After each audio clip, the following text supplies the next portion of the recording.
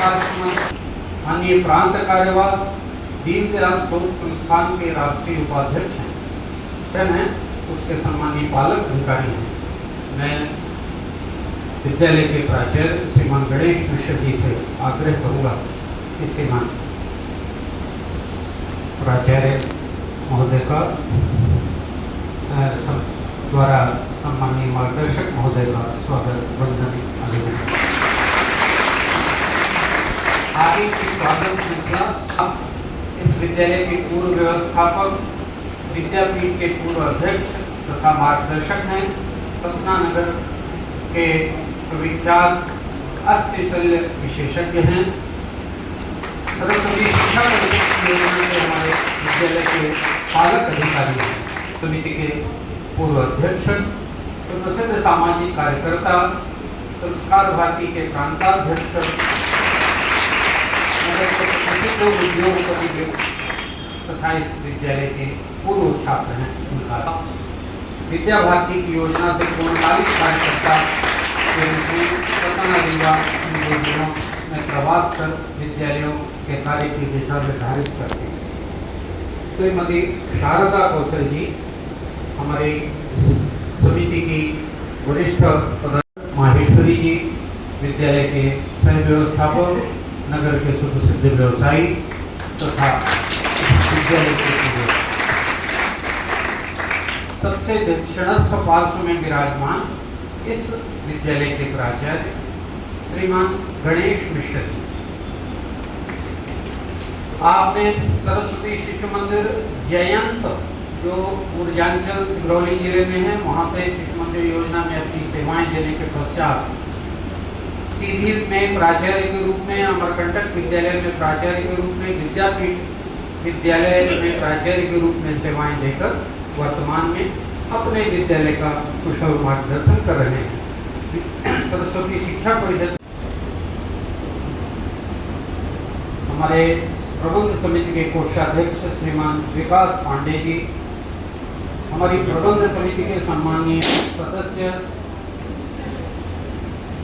नगर के सुप्रसिद्ध समाज सेवी प्रदीप अवस्थी जी, विद्यालय के प्रारंभिक काल से पूर्व छात्र के रूप में यहाँ से शिक्षा ग्रहण करने के पश्चात समाज सेवा में स्थापित श्रीमान संजय खरे जी, श्री हर्ष चौरसिया जी,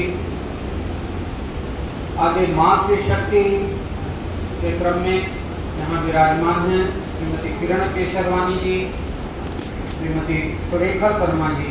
ओके सजाते हैं, गलाते हैं जो तिल तिल कर सदा परमार्थ में निज को, गलाते हैं जो तिल तिल कर सदा परमार्थ में निज को, भरे अनुराग ही में वे महामानव कहते हैं। आज ऐसे ही एक महामानव का शुभ जन्मदिन है। भैया विभव शुक्ला। गुरु गोविंद गुरु मेरा पार ब्रह्म, गुरु भगवंत। सर्वप्रथम विद्या की अधिष्ठात्री देवी माँ सरस्वती के चरणों में सत्संग नमन। परम सम्मानित मंच एवं मेरे पूजनीय गुरुजन एवं सहपाठी एवं अनुज भैया बहन, आज का ये पावन दिवस हमारे लिए बड़े ही सौभाग्य का अवसर है कि आज हम अपने गुरुओं का वर्णन अपनी टूटी फूटी वाणी में कर सकेंगे। यद्यपि आज देश के भूतपूर्व राष्ट्रपति, महान दार्शनिक एवं आदर्श शिक्षक डॉक्टर राधाकृष्णन जी का जन्म दिवस पर शिक्षक दिवस का आयोजन है, मैं गुरु एवं शिक्षक को समतुल्य मानते हुए कि वैसे तो गुरुओं की महिमा का बखान तो किया ही नहीं जा सकता, किंतु मैं कुछ पंक्तियों के माध्यम से गुरु की महिमा का बखान करने का कुछ साहस करती हूँ। वह पंक्तियाँ कुछ इस प्रकार हैं। जो सरल बना दे जीवन को वह अनुभव का भंडार मिला, जो सफल बना दे जीवन को ऐसे गुरुओं ने ज्ञान दिया। क्या भेंट करूँ मैं विद्वत को, क्या अनुभव को दे सकती हूँ, जीवन दर्शक के नायक को बस धन्यवाद कह सकती हूँ, बस धन्यवाद कह सकती हूँ। शिक्षक को हम इस प्रकार भी अनुभव कर सकते हैं कि जिनमें शिष्टता, क्षमता एवं कर्मठता का अद्भुत समन्वय हो, वही एक आदर्श शिक्षक कहलाता है। शिक्षक हमें सही एवं गलत के बीच अंतर सिखाते हैं, जीवन जीने का सही मतलब सिखाते हैं, जीवन जीने में जो पथ में कठिनाई आती है उनसे लड़ना सिखाते हैं, जी हमें एक अच्छा इंसान बनाते हैं। शिक्षक के हाथों में तो प्रभव एवं प्रलय दोनों का वास होता है। शिक्षक राष्ट्र का निर्माता एवं भाग्य विधाता होता है। चूँकि हमारे विद्यालय में शिक्षक नहीं आचार्य जी होते हैं, जिन्हें हम ऐसा स्वीकार करते हैं कि जो हमें अपने अनुभव से शिक्षा प्रदान करते हैं। ऐसे पथ प्रदर्शक शिक्षक समुदाय के चरणों पे मैं शत शत नमन करते हुए अपनी वाणी को विराम देती हूँ। धन्यवाद। डॉक्टर सर्वपल्ली राधाकृष्णन को मेरा श्रद्धा सुमन अर्पण। तत्पश्चात मंचासीन सम्माननीय समस्त पदाधिकारीगण, आए हुए गणमान्य नागरिक, गुरुजन वृंदों को मेरा प्रणाम और मेरे प्यारे छोटे भैया बहनों को शुभाशीष। आज का यह कार्यक्रम हम लोग करने के लिए सभागार में उपस्थित हुए हैं। भारत के प्रथम उपराष्ट्रपति एवं द्वितीय महामहिम राष्ट्रपति रह चुके डॉक्टर सर्वपल्ली राधाकृष्णन का जन्म दिवस आज हम सभी शिक्षक दिवस के रूप में मनाने के लिए उपस्थित हुए हैं। डॉक्टर सर्वपल्ली युवकों को नित्य चेतना और प्रेरणा देने वाले हमारे खेल शिक्षक और सतना के जाने माने खेल प्रेमी जगत में इनकी अच्छे से नाम लिया जाता है। ऐसे आदरणीय राजीव व्यास जी, हमारे विद्या भारती योजना के वरिष्ठ जनों में उपस्थित यहाँ डॉक्टर साहब हैं, संपत जी हैं, ऐसे वरिष्ठ जन, उनके मार्गदर्शन में विद्या भारती आगे बढ़ रहा है। सरस्वती शिशु मंदिर कृष्णनगर एवं अन्य विद्यालयों के प्रबंध समिति के आत्मीय कार्यकर्ता बंधुगण, इस विद्यालय परिवार के आत्मीय आचार्य एवं दीदी वृंद तथा मेरे इस विद्यालय के प्यारे भैया बहनों, ये शिक्षक दिवस जो हर वर्ष मनाया जाता है, अभी दीदी ने बताया जो उनकी बात हमें प्रेरणा लगती है डॉक्टर राधाकृष्णन जी की, कि वह एक छोटे से गांव में पैदा हुए, हम सब जानते हैं। फिर उनकी पढ़ाई लिखाई भी हुई और वो शिक्षक बने और बनते बनते राष्ट्रपति तक के पद पर गए। और जब वो अपने, क्योंकि उनके बहुत से विद्यार्थी बड़े बड़े पदों पर रहे, और जब वो उनके जब जन्मदिन मनाने के लिए वो और उसका आते थे, तो वो कहते हम कैसे मनाएं, क्योंकि इतने बड़े वो राष्ट्रपति बन गए। तो उन्होंने कहा कि अगर मेरे जन्मदिन को कोई भारत रत्न के रूप में या राष्ट्रपति के रूप में न मनाकर यदि शिक्षक दिवस के रूप में या शिक्षकों को प्रेरणा देने के रूप में मनाएं तो मुझे ज़्यादा खुशी होगी। और जैसे बताया दीदी ने कि उनका जन्मदिन शिक्षक दिवस के रूप में मनाया जाए, उनके जीते जी ही मनाया जाएगा, ऐसा नहीं कि मृत्यु के बाद कोई हुआ, तो लोग उस रूप से मनाए। यानी क्या जीवन जीने का जो है, किस प्रकार से कि हमारे जो जीवन का लक्ष्य है वो हमारे जीवन में ही परिलक्षित होने लगे, ये एक महत्वपूर्ण बात है। डॉक्टर राधाकृष्णन जी के जीवन का हम सब जानते हैं, दर्शन शास्त्र के बहुत प्रकांड विद्वान थे, लेकिन उनकी जो पढ़ाई है, स्कूल के बाद जो कॉलेज आदि की पढ़ाई है, वो सारे क्रिश्चियन कॉलेज में हुई है, क्रिश्चियन कॉलेज में हुई और क्रिश्चियन मतलब मिशनरी के स्कूलों कॉलेज में हुई। और जब वहाँ पढ़ाई हो रही थी तब उनको ध्यान में आया कि क्योंकि उनका जो जीवन काल था, जैसे उनका जन्म 1988 में हुआ, यानी कि लगभग सन 2005-06 जिस समय भारत के अंदर जो है और भारत छोड़ो आंदोलन चल रहा था, यानी एक स्वतंत्रता की और इस प्रकार की जो है ज्वाला जलनी शुरू हो गई थी स्वतंत्रता आंदोलन की। और स्वामी विवेकानंद जी का कार्यकाल उस समय जस्ट पूर्ण हुआ था। 1902 में स्वामी विवेकानंद जी का निधन हुआ, तो उनका कार्यकाल जस्ट पूर्ण हुआ था जीवन, और स्वामी विवेकानंद जी के जो विचारों से पूरे दुनिया आह्लादित हो रही थी और उनका उनसे जो इंट्रोड्यूस हो रही थी। और उसके समय, उसके बाद जब शिक्षा जगत में और डॉक्टर राधाकृष्णन जी आए थे, तो उस समय जब वो पढ़ाई कर रहे थे तो क्रिश्चियन कॉलेज में पढ़े, तो वहाँ पर उन्होंने देखा कि उस समय भारतीयों की स्थिति बड़ी खराब थी। स्कूलों में जो है हिंदू धर्म के बारे में बड़े अनाप शनाप बताया जाता था, उनको हेय बताया जाता था। लेकिन साथ साथ ही उन्होंने स्वामी विवेकानंद जी की भी बातें सुनी थी कि हिंदू धर्म की बहुत बड़ी मान्यता, क्योंकि स्वामी विवेकानंद जी के ज़्यादातर भाषण विदेशों में हुए थे, लेकिन उन्होंने सुना था। तो उन्होंने कहा कि यार जब हमारी संस्कृति में इतने उदात्त विचार भी हैं तो ये लोग क्यों जैसे कहते हैं। तो क्या होता है, पराया हम लोग ये समझते हैं कि जब क्रिश्चियन स्कूल में कोई पढ़ता है तो उसकी मानसिकता वैसी हो जाती है, लेकिन यहाँ हुआ उल्टा ही। कि जब उन्होंने देखा कि भारतीय संस्कृति के बारे में इतना जो है अनाप शनाप हमारे विद्यालय के टीचर लोग कहते हैं, तो उन्होंने कहा नहीं, मुझे जो है इस संस्कृति के बारे में जानना है। और उन्होंने भारतीय दर्शन का अध्ययन करना प्रारंभ किया। और जब अध्ययन करते करते उनको इसका गुण भी समझ में आया, तो वो आगे चल के दर्शन शास्त्र के ही विद्यार्थी बन गए। और उन्होंने भारतीय दर्शन का जब पूरा वांग्मय का अध्ययन किया, सब कुछ अध्ययन करके, और भारतीय दर्शन की जो महत्ता है वो विश्व के मतलब west and east culture and education system, इस पर उन्होंने काफ़ी अध्ययन किया। पूरी दुनिया में जो है उन्होंने किया। और उन्होंने भारत के छोटे से स्कूल से लेकर और ऑक्सफोर्ड यूनिवर्सिटी तक उनको जो है और जगह जगह जो है अपने विचार और वो और कोई बात नहीं करते थे। जहाँ भी जाते थे भारतीय दर्शन की ही बात करते थे। और भारतीय दर्शन को विश्व के पटल पर स्थापित करने की जो एक बैकग्राउंड पृष्ठभूमि स्वामी विवेकानंद जी ने बनाई थी, उसी पृष्ठभूमि को स्पष्ट और मजबूत करने के लिए उनके विषय के स्वामी विवेकानंद जी का दर्शन शास्त्र है, उनको और एलोबरेट करके जो उस समय की तत्कालीन परिस्थितियां थी दुनिया की, और उनके आधार पर जो उदाहरण देकर, क्योंकि उनकी वक्तृत्व कला इतनी अच्छी थी, इतनी सुंदर थी, इतनी मजबूत थी, इतनी कन्विंसिंग थी कि उनके विषयों को सुनकर लोग जो है बड़े जो है प्रभावित होते थे। तो इस प्रकार से स्वामी अपने डॉक्टर राधा कृष्णन जी का जो जीवन था वो इस प्रकार का था। वो नैसर्गिक शिक्षक थे, मतलब नैसर्गिक यानी बाई डिफॉल्ट वो शिक्षक थे। जब उन्होंने एमए कर लिया और उन्होंने एक जगह पढ़ाने लगे, तो वहाँ पर भी जैसे आजकल होता है ना, आचार्य दीदी आपके जो होते हैं तो पढ़ाने के लिए उनको बीएड करना होता है। तो ऐसे उस समय के समय बीएड, अभी तो बीएड कहलाता, उस समय कुछ और कहलाता रहा होगा। तो वो पाठ पढ़ने जब गए वो, तो जब वो बीएड करने गए कि उनको करना जरूरी था आगे नौकरी, स्कूल में नौकरी करने के लिए। तो जब वो कर रहे थे तो दर्शन शास्त्र ही उनका विषय था।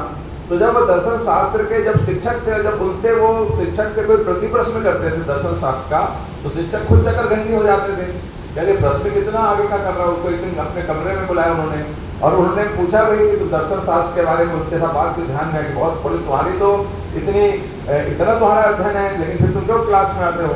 तो बोले कि क्लास में आना तो मेरी जो है, क्योंकि मुझे क्लास करना है। और वो भी बोले अपने राधा कृष्णन जी की, बोले मेरा समय नष्ट होता है लेकिन फिर भी जरूरी है। बोले कोई बात नहीं, मैं तुमको इस क्लास से छूट दे सकता हूँ। बोले ऐसा दे सकते? बोले हाँ, लेकिन एक शर्त है। बोले क्या? बोले बदले में आपको इन्हीं बच्चों को दर्शन शास्त्र पढ़ाना होगा। यानी जो आज हम लोग जो करते हैं ना बच्चे लोग, आज आप लोग कक्षा ले रहे हैं कि नहीं ले रहे हैं? कौन को ले रहे हैं? हाथ ऊपर करके जिनको कक्षा लेने की जिम्मेदारी दी। आज है क्या योजना? बनी क्या? नहीं बनी यार, इस साल नहीं बनी। अरे आज साल तो आप लोग को वो करते हैं, उन्होंने वंचित कर दिया। मुझे लगा जो है आज बच्चों को शिक्षक बनाया होगा। ये वास्तव में कंसेप्ट वहां से आया कि विद्यार्थी को शिक्षक बनाया। डॉक्टर राधा कृष्णन जी ने, जब वो विद्यार्थी थे बीएड के, तो उनके शिक्षक ने कहा कि इनका लेवल तो इतना ऊंचा है कि ये विद्यार्थी के शिक्षक, तो वो उनको उनके जो 12 लेक्चर उन्होंने दर्शन शास्त्र पे बच्चों को दिए, यानी बच्चे यानी अपने सहपाठियों को, और वो इतने प्रसिद्ध हुए कि वो 12 पुस्तकों की एक जो है भारत का वाङ्मय जो है उस पर जो है एक पुस्तक बनी, और वो पुस्तक बहुत प्रसिद्ध हुई। दर्शन शास्त्र का एक रेफरेंस बुक के रूप में अनेक वर्षों तक वो उपयोग होती रही। यानी इस प्रकार का उन्होंने, उनका अध्ययन का स्तर था कि जो वो पढ़ रहे थे वही वो पढ़ा सकते थे। यानी अध्ययन की स्पष्टता कितनी थी, ये एक समझने का उनके जीवन से मिलता है। तो उनके जीवन का ये विषय। फिर इसके बाद जब ये शिक्षक थे, और शिक्षक रहते रहते इनको जो है, क्योंकि इतने इनके विषय स्पष्ट होते थे कि अंग्रेज सरकार ने इनको सर की उपाधि दी। लेकिन आप देखेंगे कि राधा कृष्णन जी के साथ सर कभी नहीं लगता, उनके नाम के साथ सर्वपल्ली लगता है। तो सर्वपल्ली क्या है? तो सर्वपल्ली वो जो है वो उनके गांव का नाम है, मतलब जो उनका गांव का जो नाम है वो सर्वपल्ली। तो वो उन्होंने उस टाइटल को रखा अपने साथ। फिर डॉक्टरेट की जब उन्हें उपाधि मिली तो उन्होंने उस टाइटल को रखा। और इसलिए जब आगे चल के उनको भारत रत्न की उपाधि जब मिलती है, तब वो भारत रत्न उनके साथ जुड़ जाता है स्थायी रूप से। यानी कि इस प्रकार से उन्होंने अंग्रेजों की मान्यताओं को भी अपने जीवन में स्वीकार नहीं किया, लेकिन उनका पूरा जो विद्वता का कालखंड था वो अंग्रेजों के समय में था। फिर उसके बाद भी उन्होंने भारतीय दर्शन और भारतीय चिंतन को अपने जो है एक अलग से स्तर पे रख के किया। तो इतना ही नहीं, क्योंकि वो शिक्षक ही थे। तो जब भारत जब आज़ाद हो रहा था, तो जिस दिन 15 अगस्त के दिन जब भारत 14 और 15 अगस्त के दरमियानी रात को आज़ाद हो रहा था, तो उसमें जो है उस समय आज़ादी के पहले जो संविधान, जब उनके विद्वता के कारण उनको संविधान सभा में भी सम्मिलित किया गया। संविधान सभा के भी सदस्य थे। और जो संविधान सभा में आज़ादी के ठीक पहले जो भाषण होना था भारतीय दर्शन को स्पष्ट करते हुए, तो वह भाषण जो है सर्वपल्ली डॉक्टर राधा कृष्णन जी का ही था। यानी आधी रात को उनका भाषण था, और उनका भाषण ये कहा गया था कि आप ठीक 12 बजे अपना भाषण समाप्त करेंगे 14 अगस्त की रात्रि को, और उसके तत्काल बाद जो है स्वतंत्र भारत का जो संकल्प लिया जाना था और भारत का तिरंगा ऊपर होना था, तो वह उस दिन होना था। यानी उस दिन के जो अंतिम जो गुलाम भारत को आजाद करने के लिए जो बढ़ते हुए जो वैचारिक प्रवाह था, वो डॉक्टर राधाकृष्णन जी के द्वारा दिया गया। यानी डॉक्टर राधाकृष्णन जी की विद्वता का स्तर आप समझिए। भारत जब आजाद हो जाता है तो अब उनको जैसे आग्रह किया जाता है कि अब आप थोड़ा राजनयिक क्षेत्र में अपनी भूमिका निभाइए। तो उनको जो है भारत में रसिया भेजा जाता है, रसिया का राजदूत बनाकर। लोगों को आश्चर्य होता है कि ये तो टीचर है, ये वहां जाकर क्या इंटरनेशनल रिलेशन को कैसे बनाएगा। लेकिन भारत रसिया का जो आज जो अगर आप देखेंगे कि भारत और रूस के संबंध बहुत प्रगाढ़ हैं, हर तरह की विपरीत परिस्थिति होने के बाद भी वैश्विक परिदृश्य में भारत का यदि कोई सच्चा मित्र है तो वो रूस है। और उस मित्रता की नींव बिल्कुल आजादी के तुरंत बाद जो पहले यहाँ से जो एम्बेसडर बन के गए थे रसिया में, वो थे सर्वपल्ली डॉक्टर राधाकृष्णन। उन्होंने भारत और रूस की मित्रता की नींव इतनी गहरी बनाई कि अनेक संकट के समय में रूस भारत के साथ खड़ा रहा, चाहे वो 1962 का युद्ध हो, चाहे पाकिस्तान के साथ हो, चाहे परमाणु बम का जब परीक्षण किया था तो पूरे विश्व ने जो है भारत का विरोध किया, लेकिन रसिया जो था वो भारत के साथ खड़ा रहा। उस मित्रता की नींव रखने वाले सर्वपल्ली डॉक्टर राधाकृष्णन।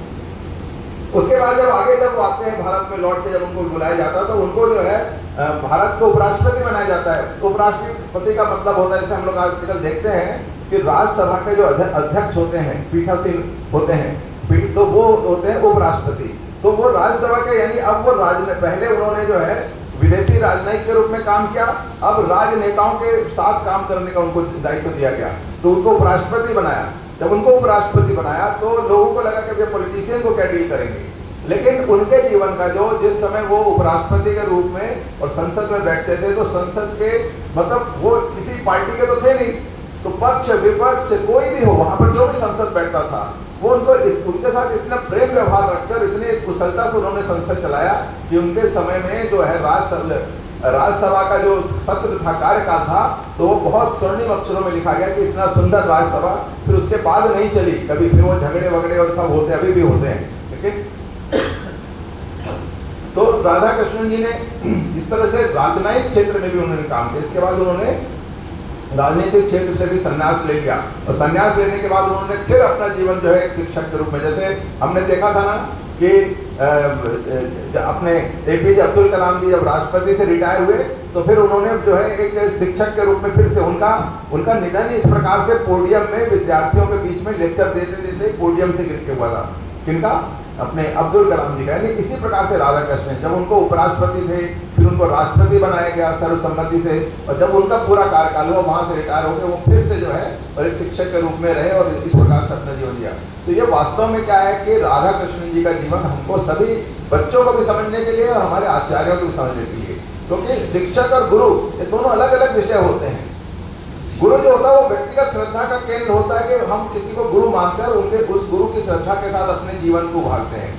लेकिन शिक्षक जो होता है वो जो है समाज के सामने एक जो है विचारों का प्रदर्शक होता है और समाज को दिशा देने वाला होता है। वो उसका पूरा कंसर्न पूरे समाज के साथ रहता है। तो कैसे शिक्षक होगा वैसा ही समाज बनता है। ऐसे शिक्षक के अनेक किस्से हैं, लेकिन वो अभी अपने समय की सीमा है। चाणक्य जैसे होते हैं कि एक आदर्श शिक्षक कैसे हो सकता है, तो चाणक्य का जीवन यदि हम देखेंगे तो होगा कि उसने तो लक्ष्य तय किया कि हमको जो है यहाँ से इस भारतीय संस्कृति को आगे के लिए मजबूती देने के लिए हमको इसमें खनानंद जैसा राजा नहीं चाहिए, कोई एक विशाल राजा चाहिए। तो उन्होंने क्या किया कि वहाँ पर एक गली में खेलते हुए जो है एक लड़के को पकड़ लिया, उसके अंदर प्रतिभा देखी, उस प्रतिभा को तराश के उसको राजा बनने योग्य बनाया, उस राजा के शासन को पदच्युत किया और इसको वहाँ का राजा बनाया। और वो जो है चंद्रगुप्त मौर्य बन के और पूरे भारत के अंदर एक संस्कृति स्थापित करने के, और इसके कारण से जो है सेल्यूकस के जो आक्रमण उस समय हो रहे थे उन आक्रमणों को समाप्त करनी। एक अगर शिक्षक सही है तो भारत की संस्कृति का इतिहास ही कुछ अलग बना। तो ये बातें जो होती है शिक्षक का महत्व, यानी शिक्षक कोई मतलब कहीं परीक्षा देके और किसी स्कूल में या किसी भी कॉलेज में बने वो शिक्षक नहीं होता। शिक्षक वो होता है जो समाज के लिए दिशा देने का अपने मन तैयार करे और उस प्रकार से दिशा देने के लायक लोग तैयार करें और उनके माध्यम से समाज को दिशा दे। ऐसे अनेक उदाहरण है शिक्षकों के। जैसे आज का ये शिक्षक दिवस है, हम सब अपने अंदर के शिक्षक को पैदा करने का प्रयास करेंगे। हम कैसे, आप इस विद्यालय कक्षा में पढ़ते हो लेकिन आप अपने कक्षा के बच्चों को पढ़ा सको, इतनी प्रतिभा आपके अंदर हो। आपके आचार्य जी कहें कि आज आप बताओ, आज जो है बोर्ड पर आप पढ़ाओगे बच्चों को। इस तरह से यदि हम अपनी प्रतिभा को बढ़ाएंगे तो सर्वपल्ली डॉक्टर राधाकृष्णन जी के जैसे चरित्र को स्पर्श करने का हम प्रयास कर सकेंगे। आज के शिक्षक दिवस के लिए आप लोगों को यही संदेश है। धन्यवाद। वंदे मातरम। आज शिक्षक दिवस समारोह के अवसर पर मंचासीन आज के मुख्य अतिथि श्री राजीव व्यास जी, हमारे इस विद्यालय के मार्गदर्शक, वरिष्ठ मार्गदर्शक और हमारे प्रांत के कार्यवाह श्री उत्तम जी बनर्जी, इस विद्यालय के पूर्व अध्यक्ष एवं वर्तमान मार्गदर्शक श्री मणिकांत महेश्वरी जी, विद्यालय के पूर्व उपाध्यक्ष श्रीमती कौशल जी, मेरे बाएं तरफ विद्यालय के सह व्यवस्थापक श्री दिवेन जी और इस विद्यालय के प्राचार्य आदरणीय श्री गणेश प्रसाद जी मिश्र, यहाँ के दोनों प्रधानाचार्य, सभी आचार्य बंधु और दीदियों तथा इस विद्यालय के बच्चों और भगिनियों,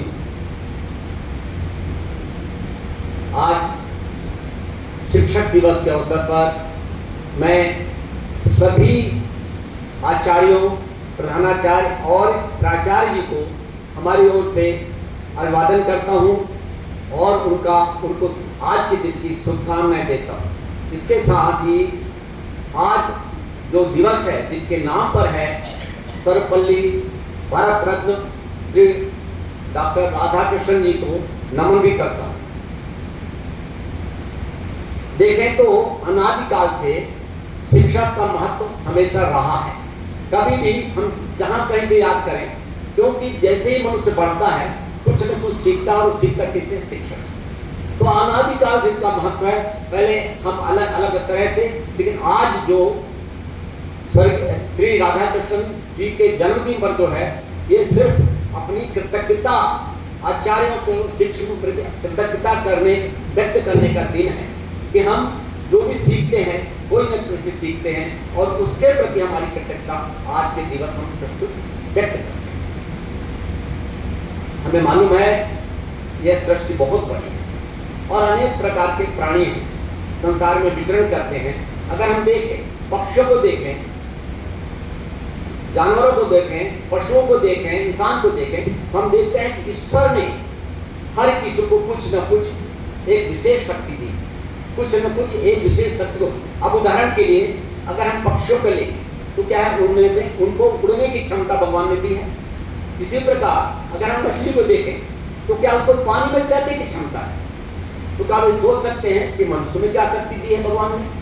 आप सब लोग विचार करिए कि मनुष्य में ऐसी कौन सी शक्ति भगवान ने दी है जिससे उसका जीवन अब साधनापूर्ण या जीवन संपूर्णता से जी सकता है। कोई बोल सकता है क्या? भगवान ने हमें मनुष्य को कुछ शक्ति दी है, वह है बुद्धि की शक्ति। बुद्धि की शक्ति निश्चित ही किसी में कम, कोई हो सकता है मंद हो, सामान्य हो या अत्यंत प्रतिभावान हो। बुद्धि की श्रेणी हो सकती है, लेकिन बुद्धि तो सबको मिली है। बुद्धि तो सबको मिली। अब बुद्धि मिली है तो कहाँ है? मैं तो डॉक्टर हूं, मैंने कहीं बुद्धि का डिसेप्शन में कहीं नहीं पता चला, ना मन ना बुद्धि।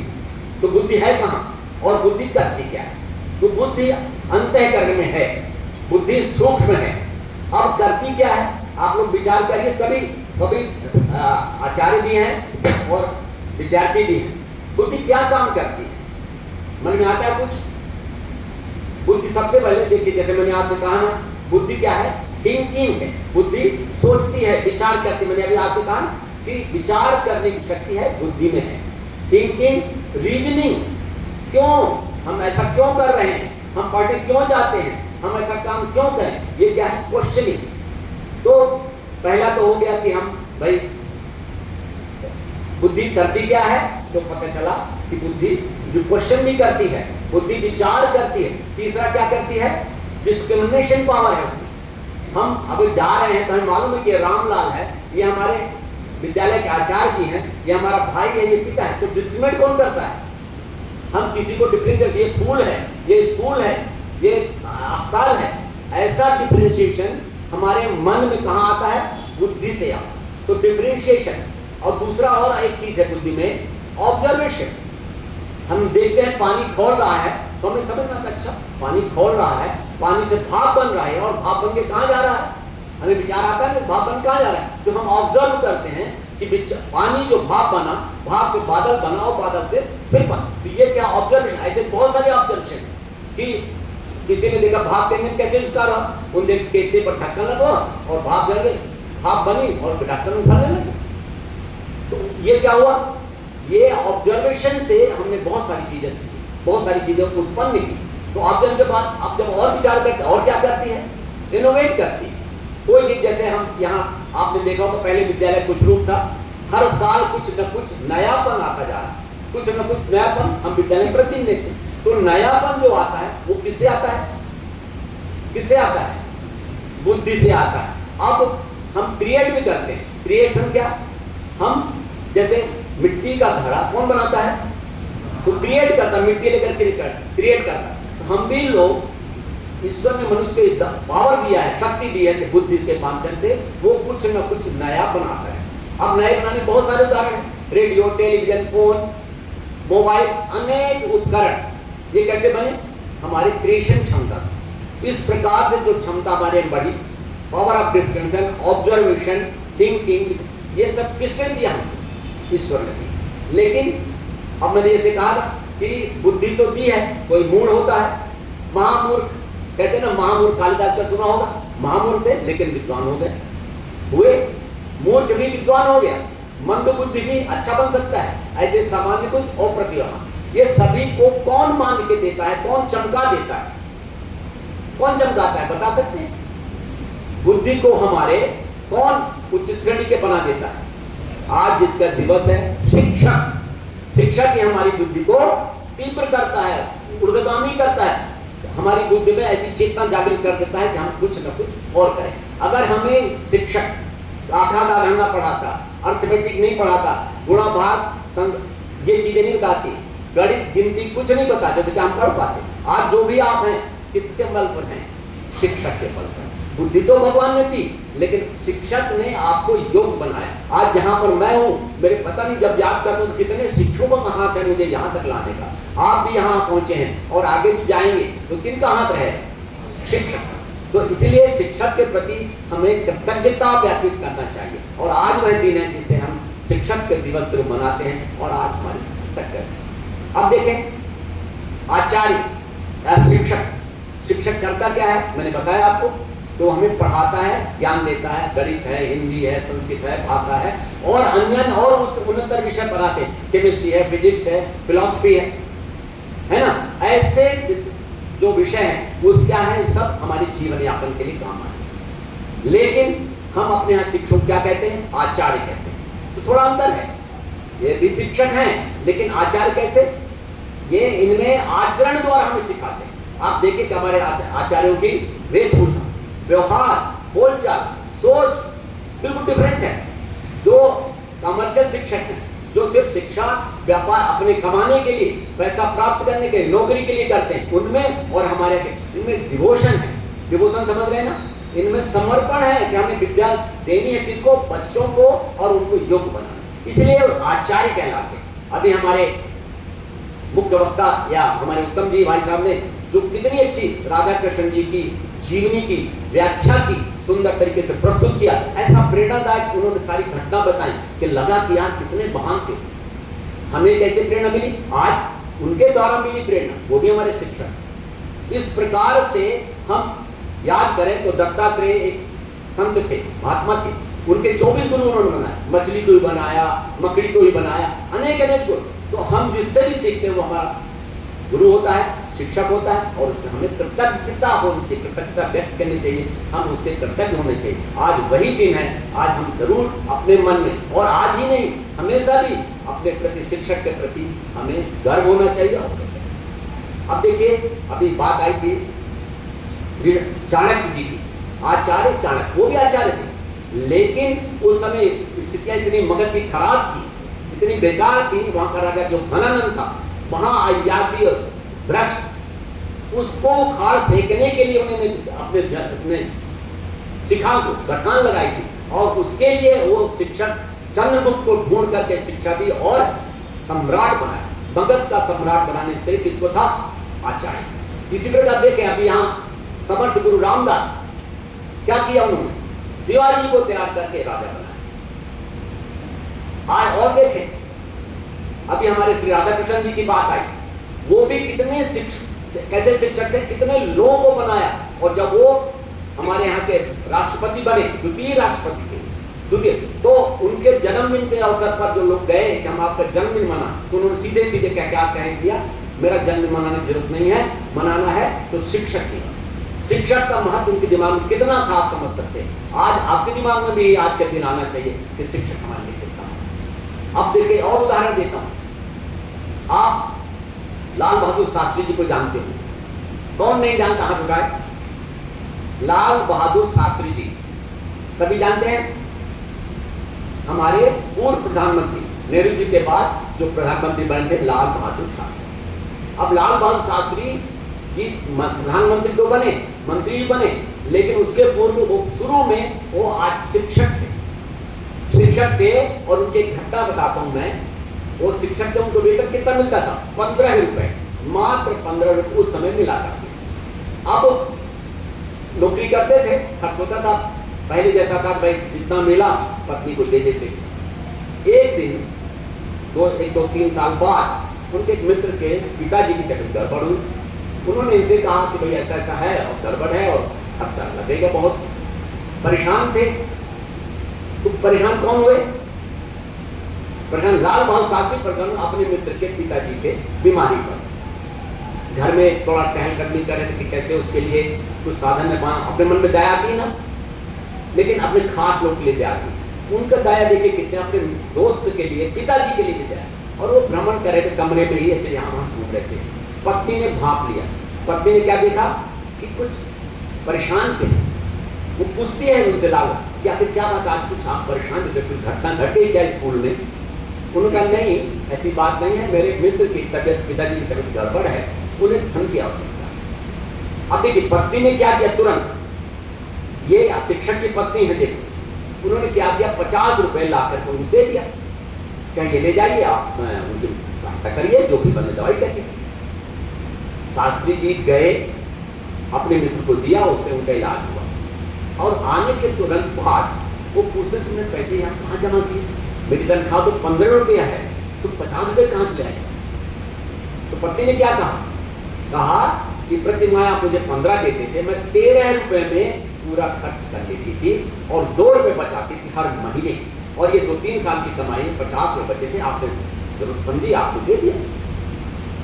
बात इतनी ही नहीं रही, बात इतनी नहीं रही, इसकी आगे थी वो क्या हुई, शास्त्री जी अपने प्रिंसिपल के पास दूसरे दिन पहुंच गए, कहे मेरी जो तनख्वाह है 15 रुपए की जगह 13 कर दीजिए। सोच सकते हैं, कहा भाई क्या बात हो गई, ऐसा क्या हो गया? तो कहे मेरी पत्नी 13 रुपए में ही खर्च कर लेती, मेरे को 13 रुपए की आवश्यकता है। कितनी ईमानदारी मन में थी, कितना मन में भाव था, कैसे शिक्षक थे। तो उन्होंने 13 रुपए ही मांगा कि मुझे 13 रुपए ही चाहिए तनख्वाह के लिए। यह कहानी प्रेरणा के लिए है कोई, और सच्ची कहानी है।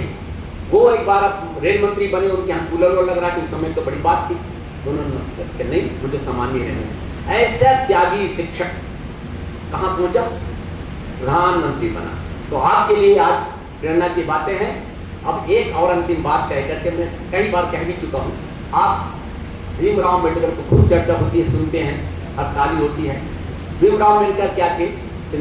संविधान के रचयिता, संविधान का निर्माण उन्होंने किया था।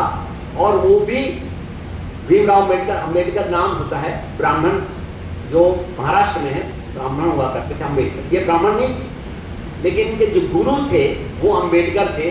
इनमें विशेष प्रतिभा देखी थी। किसमें विशेष प्रतिभा देखी? भीमराव अम्बेडकर में। उन्होंने कहा देखो ये प्रतिभावान है, लेकिन अगर ये जाति लिखेगा अपनी तो इसको हमेशा ताड़नाएं मिलेगी, प्रताड़नाएं मिलेगा और लोग बाधा बनेंगे। तो उन्होंने प्रेम से, कैसे शिक्षक थे, अपना सरनेम, देखिए शिक्षक हैं, अपना सरनेम भीमराव को दे दिया, भीमराव अम्बेडकर। भीमराव पूछते थे वो सतपाल, भीमराव सतपाल थे, तो इनको नाम दे दिया भीमराव अम्बेडकर। अब भीमराव अम्बेडकर ऐसे ही धीरे धीरे उन्नत करते गए, उनकी बड़ी कहानी है। बड़ा खंडों का उनका जीवन चरित्र अगर पढ़ेंगे तो बहुत समय लगेगा, लेकिन उनके बाद बताता हूँ। वो इतने योग्य थे, हिंदी, संस्कृत और अंग्रेजी सभी मास्टर थे। इसके बावजूद होने के कारण उन्हें कानून मंत्री, स्वतंत्र भारत में कानून मंत्री बनाया। कानून मंत्री बड़ी हैसियत रखता है। कानून अब इनके जो गुरु, जिनकी मैंने चर्चा की, भीमराव के गुरु अंबेडकर साहब, उनको इच्छा हुई कि मेरा पढ़ाया हुआ शिष्य मंत्री बना भारत सरकार का, तो उनसे मिलने के लिए गए। उस समय इतनी बंदिशें नहीं थी, वो सीधे पूछ करके और पहुंच गए उनके जहां उनके चर्चा विमर्श हो रहे थे। अंबेडकर जी कुछ चर्चा कर रहे, ये पहुंच गया दरवाजे पर। जैसे ही भीमराव अंबेडकर ने अपने गुरु को देखा, दरवाजे पे आते पहचानने में देर नहीं लगी और तुरंत उठे वहां से। जो बातचीत, चर्चा बिना विचार बिना, उसको छोड़ करके साष्टांग दंडवत प्रणाम किया गुरु जी को। ये था भाव शिष्य का और ये था भाव उनके शिक्षक। ये भाव हमें पैदा करना है। शिक्षक में भी होना चाहिए कि मैं एक अनमोल चीज बनूं, एक अनमोल शिक्षक बनूं, और आचार्य विद्यार्थी को भी चाहिए कि मैं ऐसा विद्यार्थी बनूं कि जो शिक्षक और इसका जो मेरी कृतज्ञता है मैं हमेशा समर्पित करूं। बस इन्हीं बातों के साथ मैं अपनी बात समाप्त करता हूं। धन्यवाद, आपने बड़े लगन से सुना। वैसे भी यह विद्यालय की खासियत है, आपने जितने भी सरस्वती शिशु मंदिर चयन के विद्यालय हैं, हमारे बच्चे बड़े शांति सुनते हैं। बहुत बहुत धन्यवाद।